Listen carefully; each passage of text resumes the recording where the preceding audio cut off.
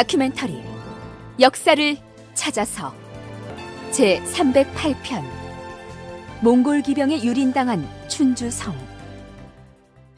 고려 고종 40년, 서기로는 1253년 7월에 몽골은 이제까지와는 비교가 될 수 없을 정도의 대규모 군사를 이끌고 고려를 침공합니다.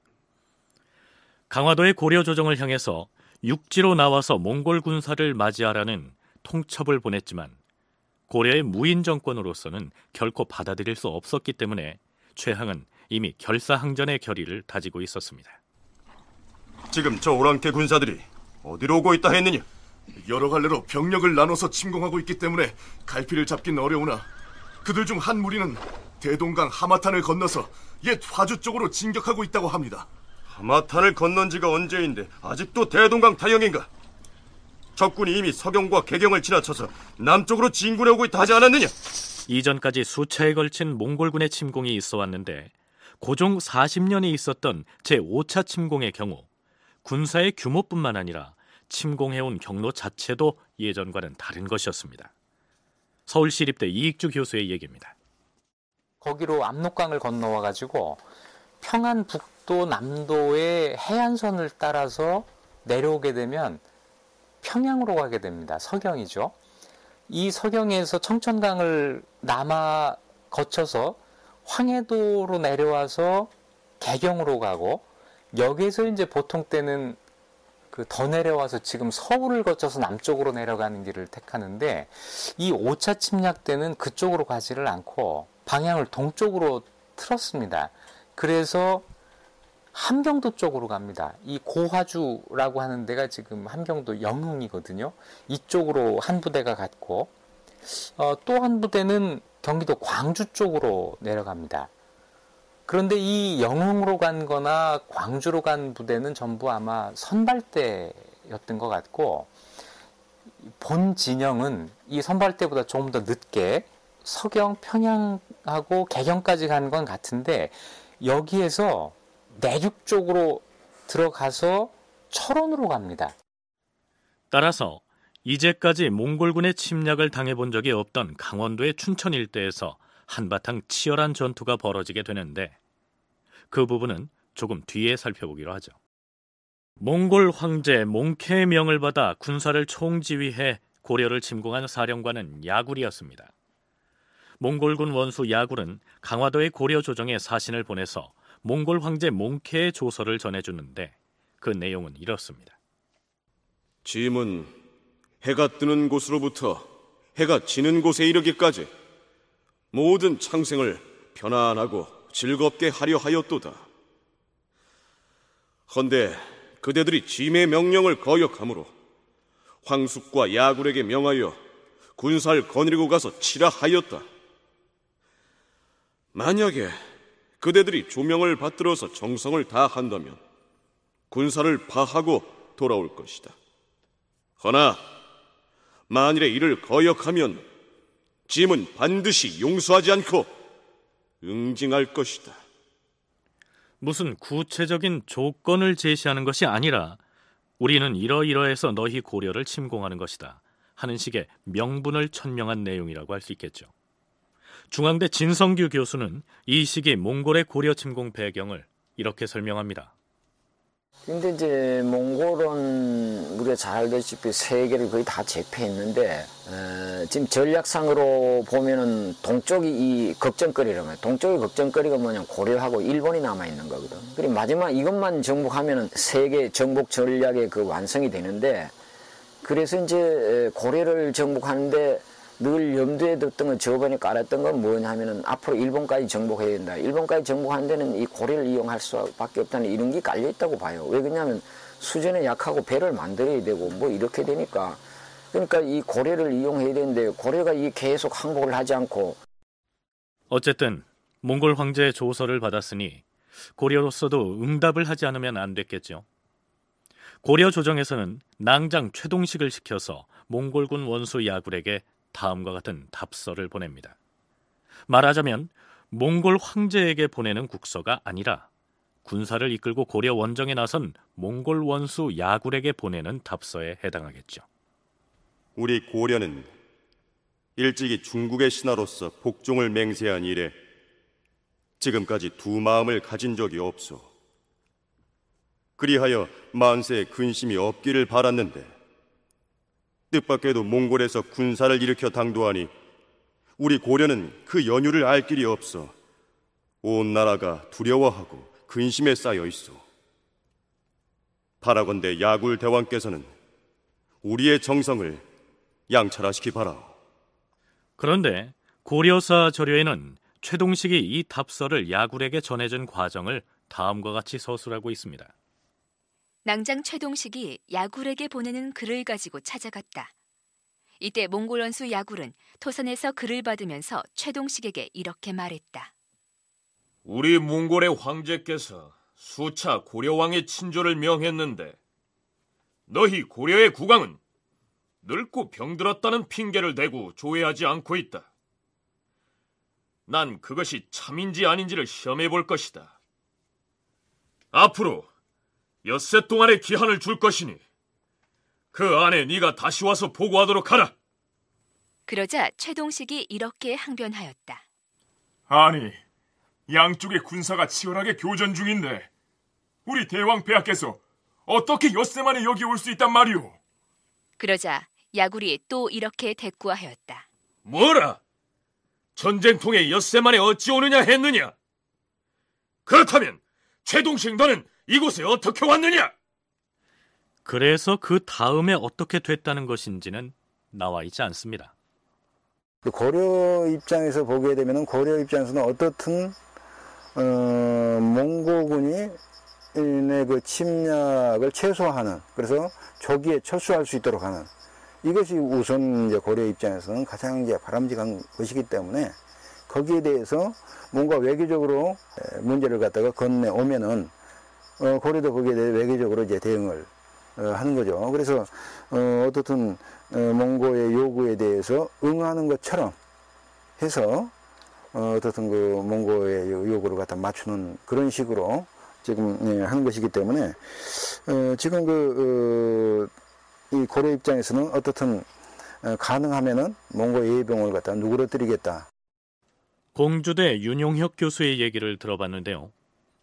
어떻게든 전쟁을 하지 않고 외교적으로 해결하려는 것이 고려의 입장이었겠죠. 그러나 이미 곳곳에서 치열한 전투가 벌어지고 있었습니다. 몽골의 5차 침공으로 인한 본격적인 전투는 지금의 황해도 안악에 해당하는 서해도 양산성에서 벌어졌습니다. 장군! 몽골군의 기세가 심상치 않습니다! 심상치 않다니?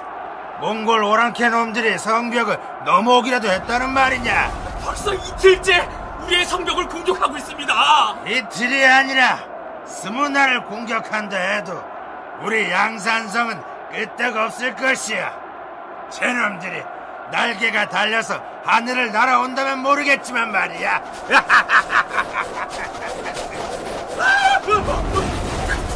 장군!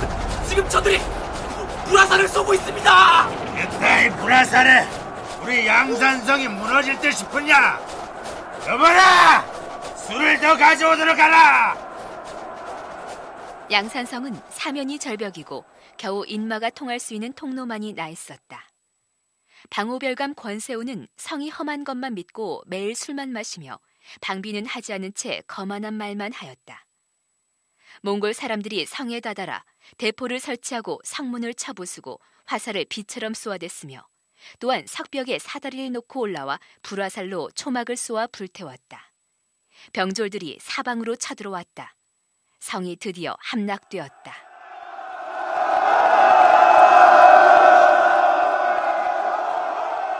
결국 권세후는 스스로 목매어 죽었다. 성 안에서 죽은 자가 무려 4,700여 명이나 되었다. 몽골군은 10살 이상의 남자들은 모조리 도륙하고 부녀자와 어린아이들은 사로잡아 사졸들에게 나눠 주었다. 여기에서 희생된 사람들의 수가 4,700여 명이라고 했습니다. 그러니까 성 안에 있다가 몽골군에 의해 희생된 사람들은 고려 조정의 산성해도 입보책에 의해 전쟁이 발발하자 자신들이 살던 터를 버리고 전란을 피해 산성으로 들어간 백성들이었습니다. 이전에 제3차 혹은 제4차 침공 때의 경우 몽골군이 산성에 입보해 있던 주민들을 이처럼 잔인하게 살육했다는 기록을 찾아볼 수가 없습니다. 그런데 윤용혁 교수는 3, 4차 침공의 경우 단지 기록이 없어서 그렇지 전쟁의 양상은 5차 침공 때와 같았을 것이라고 분석합니다. 자료에 기록에 나오는 걸 보면은 다른 것처럼 보이거든요. 그때 3차 침입 때라는 4차 침입 때는 전투가 그렇게 크게 일어나지를 않고 몽골군들이 일방적으로 점거해가지고 막 내려오고 막 이런 것처럼 보이고, 지금 이제 5차 침입 때 보면 굉장히 전투가 많이 일어나고 또 몽골군에서 죽이거나 포로 잡히는 사람도 굉장히 많은 걸로 이렇게 구체적인 그런 내용들이 나오고 있는데, 그런데 그것이 실제로는 별로 다르지 않았다 이렇게 봐야 되는데, 왜 그러면 그렇게 차이가 나느냐. 3차 침입 때에 관해서 별로 기록이 남아있지는 않습니다.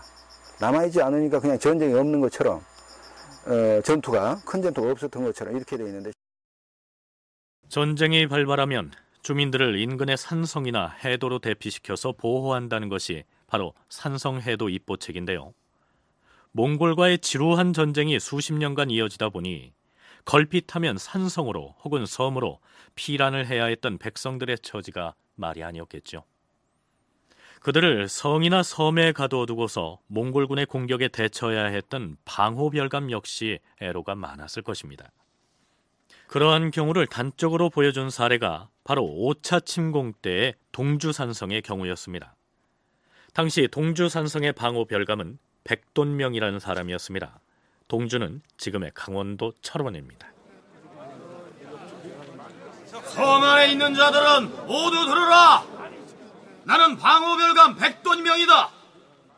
내가 방호별감으로 있는 한 이 성 안에 들어온 자들은 전쟁이 끝날 때까지 성 바깥으로 한 사람도 나가지 못할 것이다.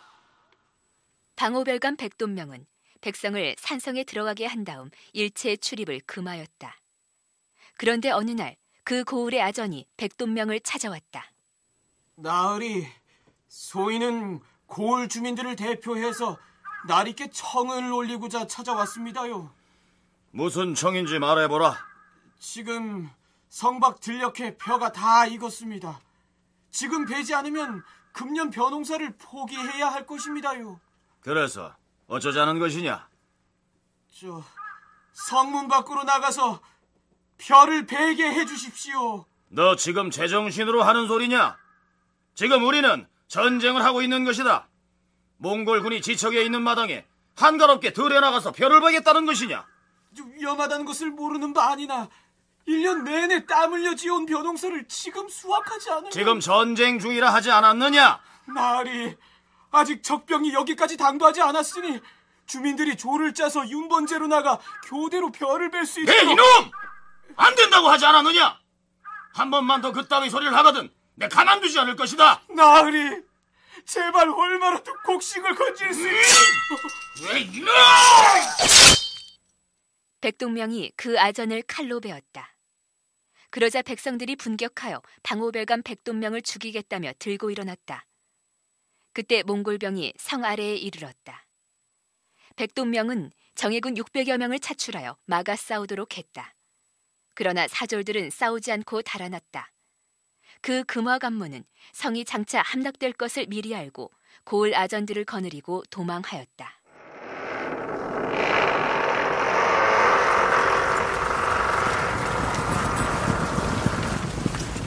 몽골 군사가 성문을 부수고 돌입하여 백돈명과 그 고을의 부사 그리고 판관과 금성현령을 잡아 죽이고 부녀자와 아이들을 사로잡아 갔다. 이 방호별감은 정부에서 이제 파견되어 오지 않았어요. 사실 처음에는 방호별감이 그 역할을 한 게 아니고 수령들을 통해서 했다고요. 수령들을 통해서 했는데 수령들이 이 산성이나 해도 입보하고 할 때 그 주민들을 이끌고 그렇게 했었는데 여기 이제 방호별감이 파견되는 것은 그런 그 해도 입보책 또는 산성 입보책을 더 강화하는 차원에서 이제 나중에 이제 그런 조치들이 이제 취해지고 있는데, 수령들만 하더라도 현지 실정에 예민하고 또 현지 실정을 감안하지 않을 수 없는 게 수령 입장이잖아요. 묵민관이기 때문에. 그러나 방호별강은 뭐 그런 어떤 현지에 대해서는 그것은 그렇게 크게 관심이 있는 것이 아니고 어떻든 중앙에서 자기가 명을 받은 대로 그 산성에 따라서는 몽고군이 이렇게 점령을 주기를 에워싸니까 이런 경우는 뭐 성중에 물이 말라가지고 심지어 그 말이라든가 소목을 따가지고 물 대신 이걸 먹기도 하고 견디다 못해 항복하는 경우도 있고 이렇거든요. 그래서 그 성안은 성이라는 건 기본적으로 우물이 있어야 되고 그 농사를 지을 수 있는 이런 조건이 돼야 되거든요. 성이라는 게 거주하는 거니까 사람들이 생활하는 공간이니까. 근데 이런 지역이 이제 성 주위를 깊이 파면 이제 물이 안 나온단 말이에요. 몽고군이 파면. 이제 이런 경우에 그런 성을 또 항복할 수밖에 없고 이제 이런 것이 나오는데 전반적으로 봐서 그 성 주민들은 상당히 그 생활이 피폐하고 어려웠다는 그런 부분적인 기록이 많이 나오는 걸 볼 수가 있어요. 동주 산성의 경우는 참으로 비극적인 상황이 아닐 수 없는데요. 물론 주민들의 마음을 헤아리지 못한 방호별감에게 일단의 책임이 있어 보이기는 합니다만, 그러나 전시의 군사 지휘 책임을 맡은 방호별감으로서도 주민들을 무방비로 풀어서 추수를 하게 할 수는 없었겠죠. 추수기에 농작물 수확을 포기한다는 것은 국가적으로도 대단한 손실이 아닐 수 없는데, 그렇다면 고려 조정으로서는 몽골에 대한 방어 전략으로서 주민들을 모두 산성으로 몰아넣는 산성해도 입보책 외에는 달리 방법이 없었을까요? 귀족 세력의 탕물을 받아왔던 이런 천민들이, 이런 사람들이 어떻게 보면 이 항몽의 주체 세력들이에요. 농민들이 사실 어떻게 보면. 그러다 보니까 정부로서 뭐 뾰족한 수가 없는 거예요.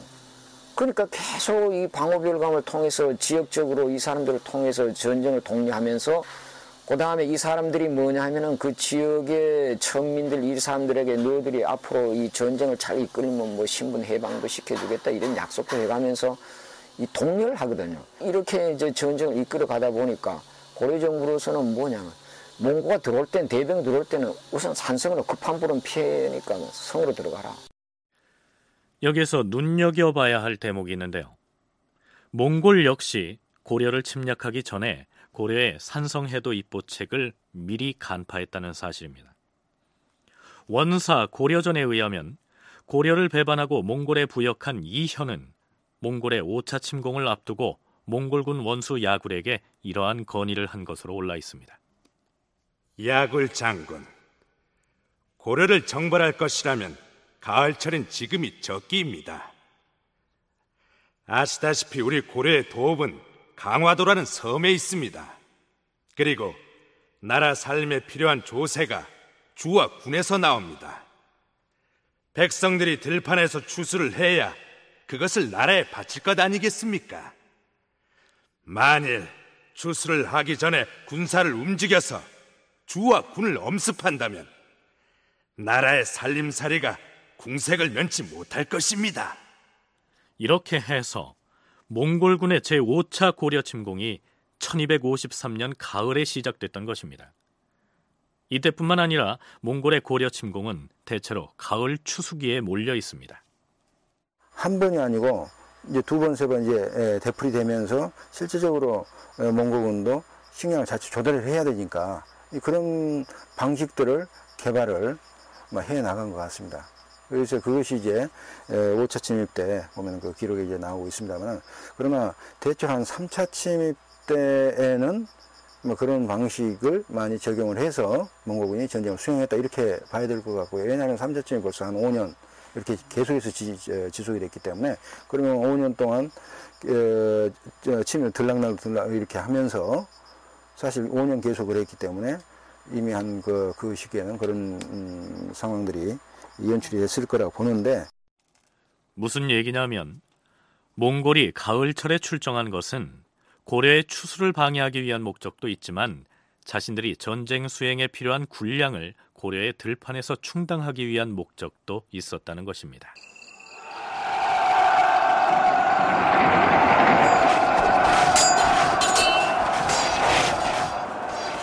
몽골 침략군과 고려군의 전투가 곳곳에서 벌어집니다. 몽골 군사의 척후병 300여 기가 전주성 남쪽의 반성역에 이르자 별초지후 이주가 반 넘게 쳐 죽이고 말 20피를 노획하였다. 그러나 고려가 몽골과의 전쟁에 임하는 궁극적인 목적을 따져보자면 몽골군과 싸워서 이기는 것이 아니었습니다. 어떻게든 그들의 말머리를 돌려서 철군을 하게 하는 것이었습니다. 따라서 고려는 곳곳에서 전투가 벌어지고 있던 와중에도 몽골에게 화의를 청합니다. 9월에 대장군 고열 등을 보내서 야굴에게 글을 전하였다.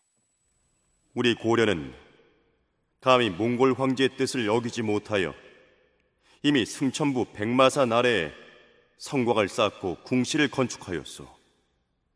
다만 동북계에 수달 잡는 사람들을 두려워하여 건축을 끝내고도 나가 살지 못했는데 지금 몽골의 대군이 나라에 들어오니 놀라서 어찌할 바를 모르겠소. 지난 시간에도 언급했듯이 몽골에서 하도 출륙환도, 즉 강화도에서 육지로 나와서 도읍을 개경으로 다시 옮기라고 다그치자 고려에서는 마지못해 강화도 건너편인 경기도 개풍 쪽 해안지대인 승천부에다 궁궐 모양의 건물을 짓기 시작합니다. 육지로 도읍을 옮기겠다는 표식이죠. 그런데 동북 방면에서 출몰하는 수달 잡는 사람들이 두려워서 궁궐을 지어놓고도 실제로 이사하지 못했다는 이 말을 몽골 사람들이 과연 믿어줄까요? 어쨌거나 야굴에게 보낸 편지의 내용은 이렇게 이어집니다. 바라건대 야굴 대왕께서는 우리를 불쌍히 여기시고 군사를 돌이켜서 우리 동방 백성으로 하여금 모두 안도하게 해주시오. 그리하면 명년에는 고려의 대왕이 몸소 신하들을 거느리고 나가서 황제 조명을 받을 것이오. 그것이 진실인지의 여부는 한두 명의 사신을 직접 보내서 살펴보면 알 수 있을 것이오. 쉽게 말해서 내년에는 왕이 물 건너 승천부로 나가서 몽골 황제의 조서를 받을 것이니 제발 군대를 물려 돌아가다오. 이러한 부탁을 하고 있는 것입니다. 고려로서는 몽골 측에 진일보한 새로운 제안을 한 셈이죠. 승천부 백마산 아래다 궁실을 지었다. 강 건너편에 육지에다가 그거 한 거거든요. 그걸 보면은 뭔가 몽골 쪽이 생각할 때 전하고는 좀 틀리다. 뭔가 이 개경으로 환도한다 할까? 이런 변화의 의사가 있다. 이런 것들을 인지할 수 있도록 보여주기 위한 그런 조치다. 이렇게 볼 수 있고요.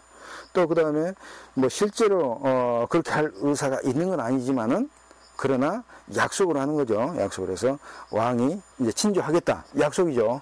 그래서 약속을 단단히 하고 어쨌든 이건 몽골 측의 그런 기세가 강하기 때문에 뭐 거기에 대해서 뭔가 대응을 해서 문제를 갖다 해결하려고 하는.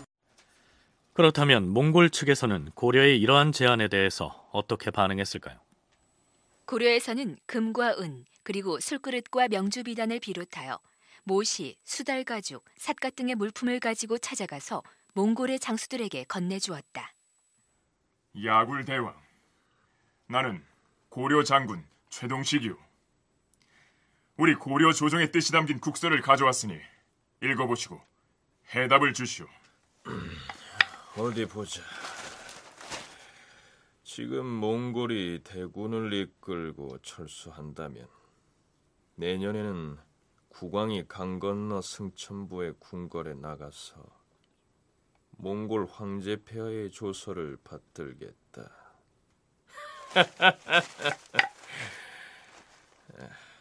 이 말을 나보고 믿으라는 것이냐? 어찌 우리 대왕 폐하의 의지가 담긴 말씀을 믿지 못하겠다 하는 것이오. 그래서 정녕 믿어도 좋다는 것인가? 그렇소. 믿으시오. 고려는 우리에게 숱한 약속을 하고도 이행하지 않았다. 만일 나로 하여금 이 서찰에 담긴 내용을 믿게 하려면 보증이 필요할 것이다. 보증이라니? 그 무슨 말이오? 지금 우리 몽골군은 고려군과 전투를 감행하고 있다. 만일에 고려의 여러 성을 지휘하는 방호별감들이 우리 몽골에 항복한다고 서명한 항복문서들을 가져오면 그때 비로소 우리가 이 서찰의 내용을 믿을 것이다. 야굴은 고려에서 찾아간 사신들 중에서 대장군 고열과 최동식을 억류하고 이송무만을 돌려보내면서 너희 나라 여러 성에서 항복한다는 문서를 받아오라고 하였다. 이렇게 되자 고려의 제신과 추신들이 의논을 하여 만일 몽골군이 철군을 하면 임금과 신하가 육지로 나갈 것이라는 답장을 보냈다. 몽골군들도 정보를 이때는 상당히 많이 가지고 있습니다. 왜냐하면 그 항복한 사람들도 있고 또 몽골을 등에 업으려고 하는 그런 부목 문제들도 있고 그렇기 때문에 사실 상당히 많은 정보를 가지고 있는 거고요.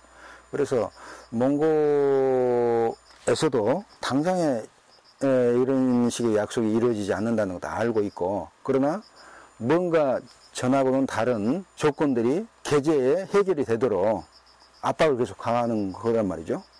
그런 것이 예를 들어 항복문서 그럼 받아라. 정말 그럴 것 같으면 뭔가 표시를 구체적으로 해라. 말만 하지 말고 구체적으로 해라. 항복문서 받아라. 예를 들면은.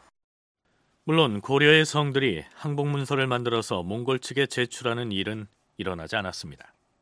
그러기는커녕 곳곳에서 치열한 전투가 벌어지고 있었던 것입니다. 자, 그러면 몽골과의 전선이 어떻게 형성되고 있는지 살펴보기로 하죠. 여기는 충청도 충주 인근의 금당이라는 협곡. 쉿! 드디어 놈들이 나타났다. 충주의 창장 최수가 금당협에 군사를 매복한 채 기다리고 있었다. 드디어 몽골군이 다다랐다. 공격하라!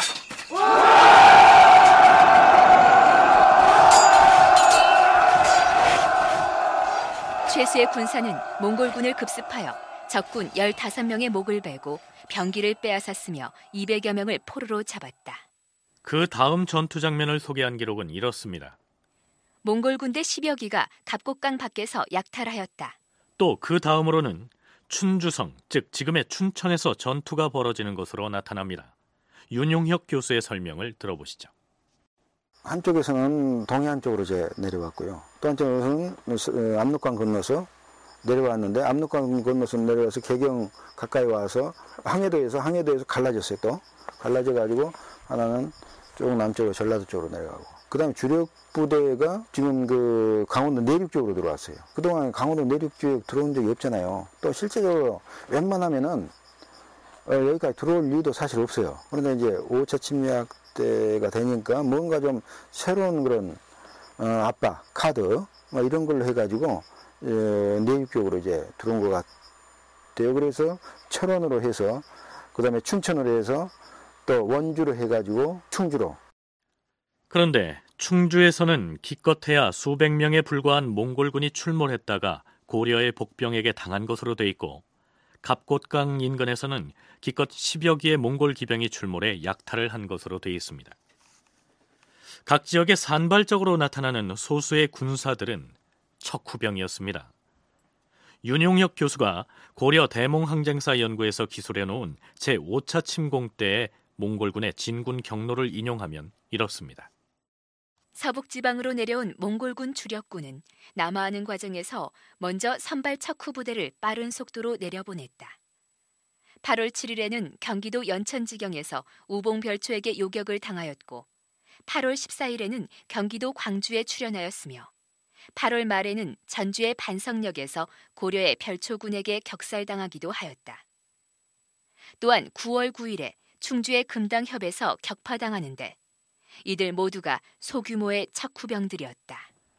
이렇듯 몽골은 사방으로 소규모의 척후 부대를 파견하는데, 앞에서 언급했던 대로 제5차 침공 때 몽골 주력 부대의 공격 루트 중 예전과 다른 점이 있다면 강원도 지방을 주요한 공격로 중 하나로 삼았다는 부분입니다.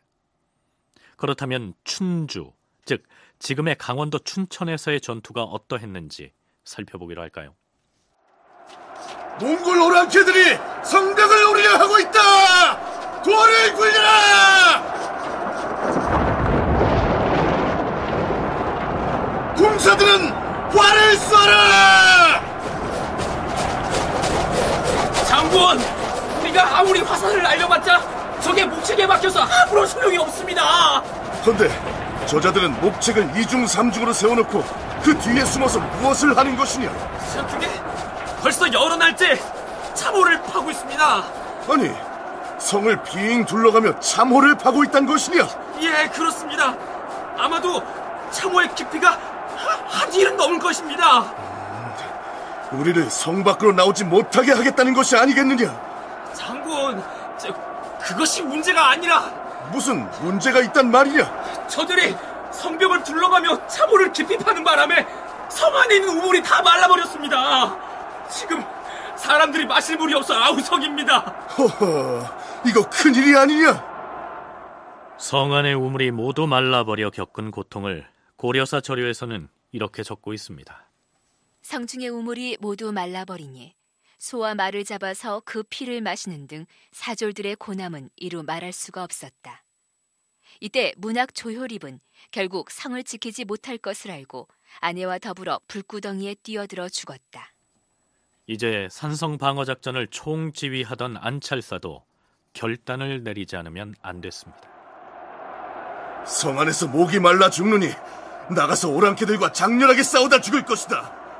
저들이 성을 차지하면 우리가 남긴 양식을 군량미로 쓸 것이니 한 톨도 남기지 말고 불태워라.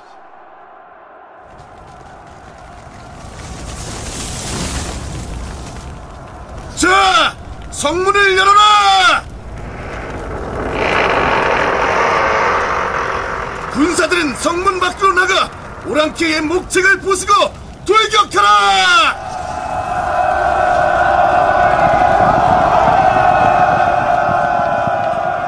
안찰사 박천기가 결사대를 거느리고 목책을 부수며 적의 포위망을 돌파하였으나 적이 파놓은 참호에 막혀서 한 사람도 벗어나지 못하였다. 드디어 성이 도륙당하였다.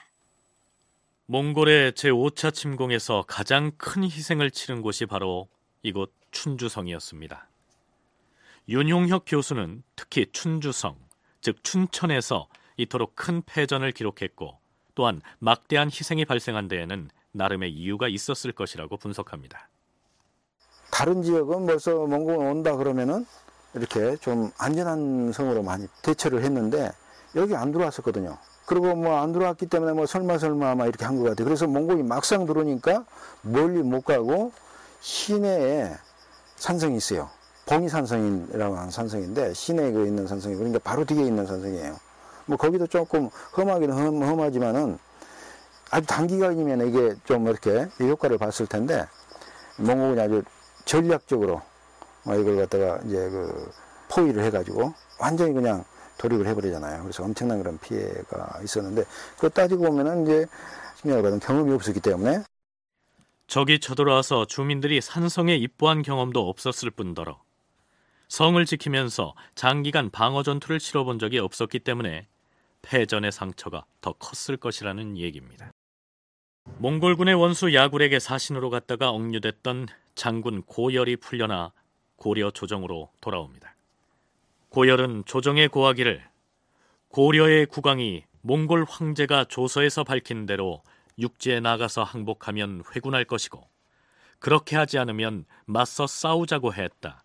이렇게 말한 것으로 기록되어 있습니다. 이제 몽골의 압박이 그 강도를 더해가고 있었다고 봐야겠죠. 그건 그렇고 춘천을 공략한 몽골의 야굴군은 이번엔 양근성으로 진격합니다. 양근은 지금의 경기도 양평입니다. 그런데 이 춘천에서와는 달리 양근성에서는 변변한 전투가 벌어지지도 않습니다. 몽골 군사가 양근성을 포위하자 방호별감 윤춘이 무리를 거느리고 나와 항복하였다. 이렇듯 싱겁게 미리 알아서 투항을 해버린 것으로 되어 있습니다.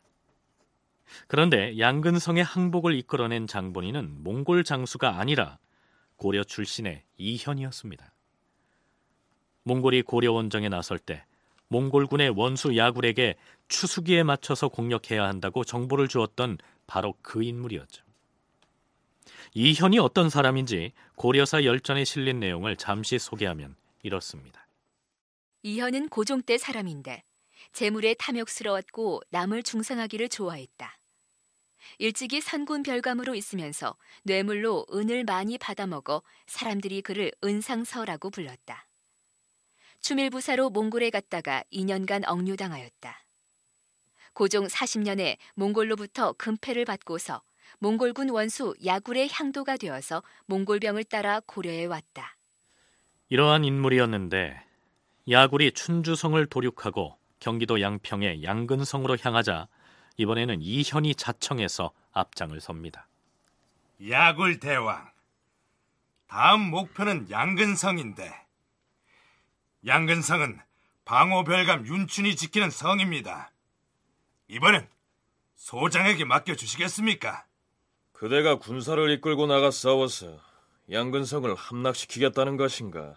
싸우지 않고도 굴복시킬 수 있다면 그것이 더 좋은 일 아니겠습니까? 그야 이를 말이겠는가. 싸우지 않고도 양근성을 무너뜨리겠다. 좋다. 어디 한번 그대의 능력을 보이도록 하라. 이렇게 해서 이현은 군사를 동원해 일단 양근성을 포위합니다. 그런 다음 양근성의 방호별감 윤춘과 대면합니다. 나는 왕년의 추밀부사 이현이다. 그 이름은 익히 들어 알고 있소이다. 한데 같은 고려 사람에게서 선전포고를 당할 줄은 몰랐소이다. 나는 양근성의 방호별감인 그대에게 선전포고를 하러 온 것이 아니라 창칼을 내려놓도록 충고를 하러 온 것이다. 우리가 비록 군사의 수요도 적고 무기가 보잘것없다 하나 어찌 침략군의 서슬에 굴복하여 지레 투항을 할 수 있겠는가? 그대는 얼마 전 춘주성에서 무슨 일이 있었는지 듣지 못했는가? 춘주성 전투에서 결사항전했던 고려의 안찰서 박천기가 어찌 되었는지 모른단 말인가? 춘주성에서처럼 성 안에 있는 백성들의 목이 모두 몽골군의 칼끝에 내걸리는 꼴을 봐야 하겠는가? 만일 칼을 내려놓고 투항을 하면 내 그대의 살 길을 보장해 줄 것이다.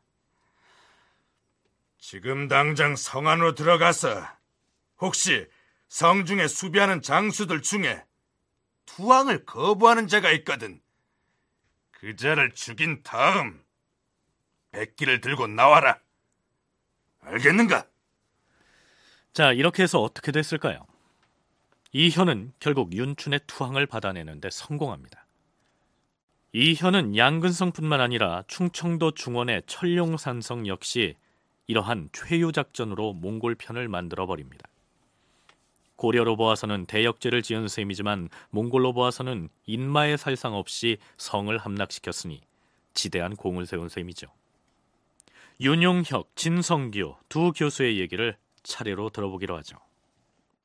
일단 전투가 시작이 되면은 승전을 하더라도 우리 피해가 있는 것이니까 그래 그런 방식으로 이제 많이 썼고 이건 1차 침입 때부터 보면은 항복한 사람이나 포로 잡은 사람 앞으로 내세워가지고 뭐 이렇게 항복하도록 이렇게 한다든가 하여튼 선전전을 갖다가 항상 해왔어요. 보면은 이 시기에도 역시 마찬가지로 그런 작전을 제가 하고 있는 거다 이렇게 볼 수가 있는데 그래서 지금 이제 그 뭐 춘천 거쳐가지고 내려오면서 이제 춘천에서 내려와가지고 양근까지 오지 않았습니까? 이 양근이 지금 양평인데 내려와가지고 그렇게 하면서 사실 이제 그런 그 해유 작전에 넘어가서 많이 항복을 하지 않습니까? 또 실제로 고려가 끝까지 정하기도 어려울 것이고 내가 이 참을 이용해서 나름대로 고려를 배반하고 자기 입신을 양명을 해보겠다는 뭐 그런 생각을 가진 사람 중에 한 사람을 볼 수 있을 거예요. 이때 몽골군과 처절하게 싸워도 그런데 고려를 배반한 이런 인물이 항상 나오고 그것뿐만 아니라 여러 성을 돌면서 항복하게 하고 그러니까 이제 이런 경우에 여기 동조에서 나타나는 사람도 항상 그 자기 입신을 위해서 그렇게 조국을 버린 사람이 있듯이 이제 이런 케이스라고 볼 수 있겠죠. 그렇다면 이현의 회유에 넘어가서 양근성을 몽골에 내다 바친 양근성의 방호별감 윤춘은 어떻게 됐을까요? 군사들은 나를 따르라!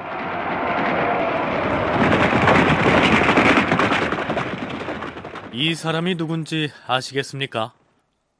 몽골 군대의 새로운 지휘관이 된 윤춘입니다. 고려사절의 해당 구절을 소개하도록 하죠. 몽골 군사가 양근성을 포위하자 방호별감 윤춘이 무리를 거느리고 나가 항복하였는데 몽골군 원수 야굴은 몽골군 정예병 600명을 뽑아서 윤춘에게 거느리게 하였다. 얼마 전까지만 해도 고려의 방호별감이었던 자가 순식간에 몽골의 장수로 돌변해 고려 침공을 진두지휘하고 있는 것입니다. 군사 300명은 창칼을 내려놓고 들판으로 가서 군량을 확보하도록 하라! 몽골은 군사 300을 양평의 들판에 풀어서 벼베기 작전을 감행합니다. 애써 지어놓은 벼농사를 몽골군이 거두는 모습을 지켜봐야만 했던 고려의 백성들의 마음은 어떠했을까요? 앞에서 이현의 회유에 넘어가 고려를 배반하고 몽골에 투항해버린 양근성 방호별감 윤춘의 사례를 소개했습니다만, 그러나 모두가 그런 건 아니었습니다. 자, 가자!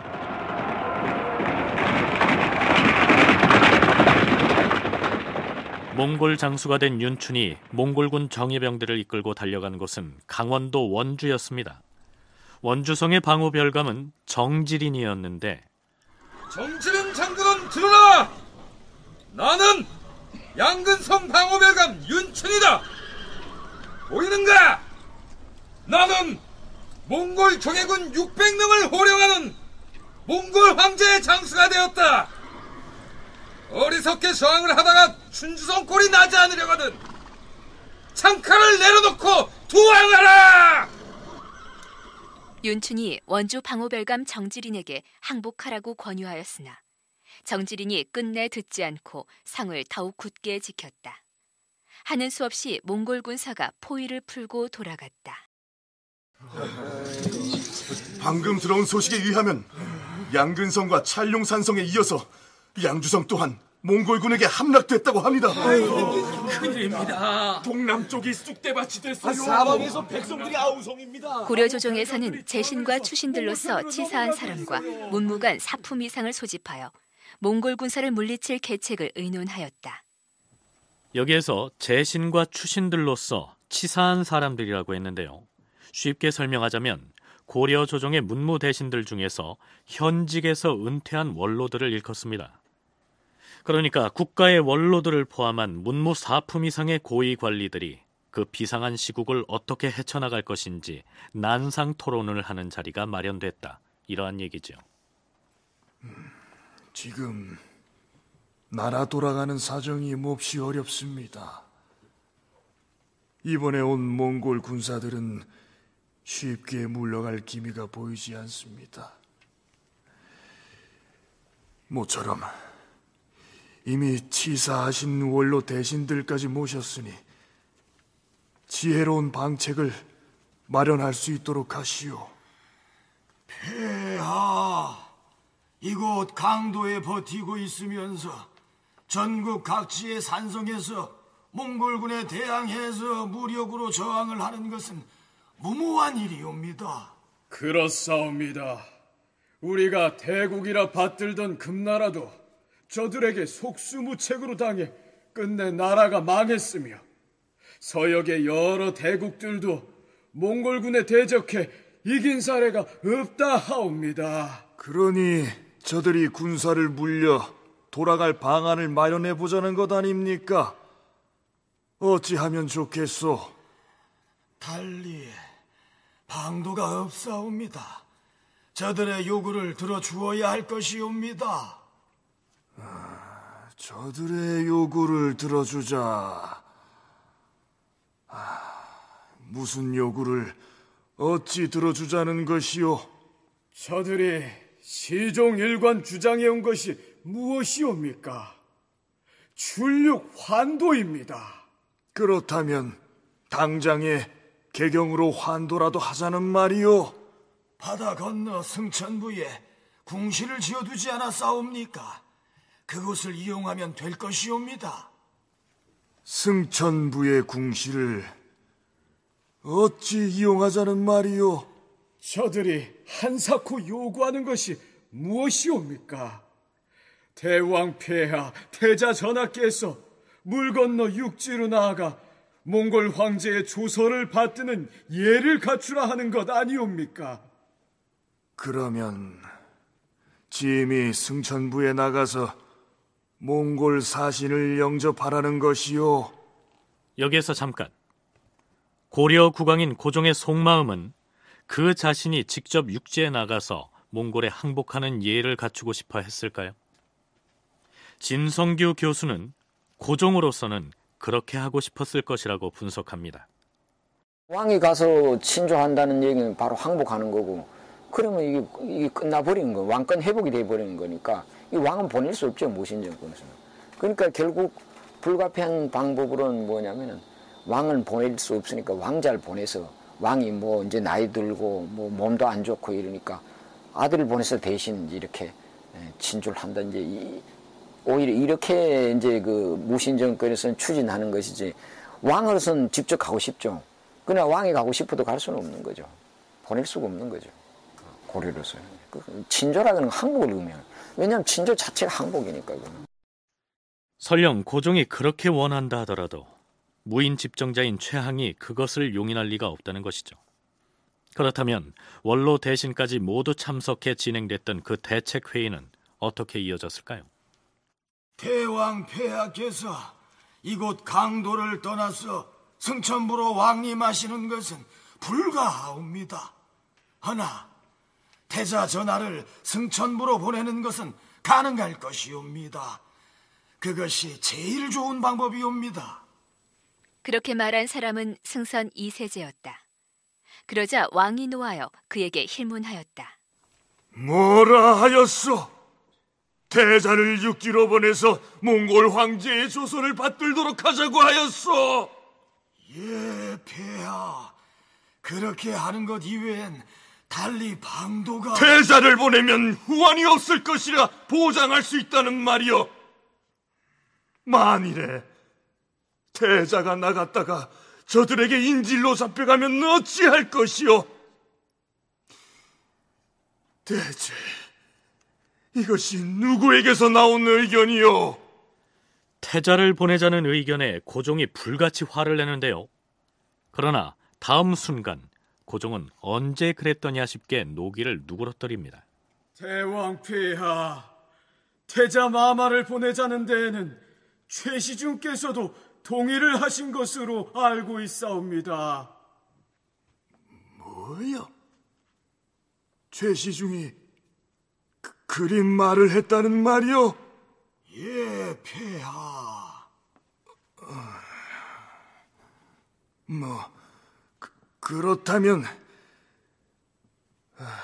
그렇다면 이 문제는 제신과 추신들이 의논을 더해서 어찌할 것인지 방안을 정하도록 하시오.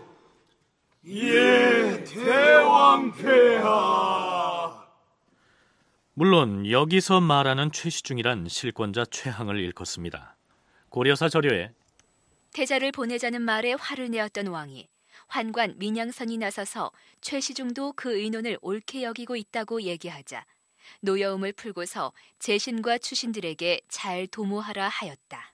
이렇게 기록되어 있는 것으로 봐서 고종이 정작 화를 냈던 것은 물론 아들인 태자의 안위에 대한 걱정 때문이기도 했겠으나 태자가 나가는 것을 당연히 최항이 반대할 것이라 생각했기 때문이겠죠.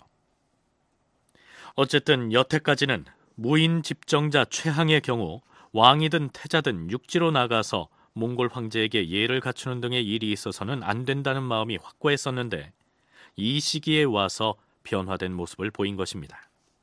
어떻든 논의를 해서 뭔가 문제를 갖다가 해결하려고 하는 그런 노력을 했다. 이것 자체가 새로운 그런 변화다 이렇게 볼 수가 있고요. 그렇지만 이제 사실 그 해답이 나오기 어려운 그런 회의 아닙니까 이런 게. 그런데 이제 일종의 그 미봉책으로 실제로 뭐 항복한다든가 이런 것은 뭐 어렵지만 어떻든 그래도 이쪽에서 내보내는 사람을 지금 이제 뭐 왕족을 내보낸다든가 거기까지는 이제 하지 않았어요. 그러나 왕자를 내보낸다 또는 태자를 내보낸다 이렇게 하게 되면은 훨씬 더 이제 그 몽골 쪽에 신뢰를 갖다 줄 수 있는 새로운 것이 조치이기 때문에 그것이 효과가 있을 거다 이렇게 판단이 된 거 아니겠습니까? 그동안 몽골의 출육 환도와 관련된 어떠한 요구사항에 대해서도 최항은 완강하게 거부해 왔었고 따라서 조정 내에서 그러한 문제를 논의한다는 것이 최항에 대한 도전이라 간주돼서 금기시돼 왔었는데, 재신과 추신들이 어전에서 그 문제를 의제로 올려서 자유롭게 토론을 했다는 것 그 자체가 변화라고 할 수 있을 것입니다. 자, 어찌됐든 태자가 바다 건너 육지로 나가서 몽골 황제를 대신한 사신으로부터 조서를 받는 쪽으로 가닥이 잡혔는데, 그러자면 그러한 내용을 몽골 측과 사전에 협의를 해야겠죠. 승선 이 세제는 들으시오. 예, 폐하. 지금 당장 최시중에게 좀 다녀오시오. 최시중에게 가서 무슨 어명을 전하면 되옵니까? 우선 몽골군 원수인 야굴에게 사신을 보내서 우리의 제안을 전해야 하지 않겠소. 그런데 누구를 사신으로 보냈으면 좋겠는지 최시중의 대답을 구해오시오. 그리하겠사옵니다, 대왕 폐하. 이렇게 해서 이세제는 고종의 명을 받고 최항에게 갔는데, 최항은 고종에게 어떤 대답을 보내왔을까요? 몽골군 사령부에 누구를 사신으로 보냈으면 좋겠냐는 고종의 질문에 대해 최항이 보내온 대답은 이러했습니다. 그것을 어찌 신에게 물으십니까? 누구를 보내고 말고 하는 것은 신이 결정할 일이 아니고 오직 주상께서 재량껏 정할 일이옵니다. 저 어째 반응이 좀 냉랭하지 않습니까?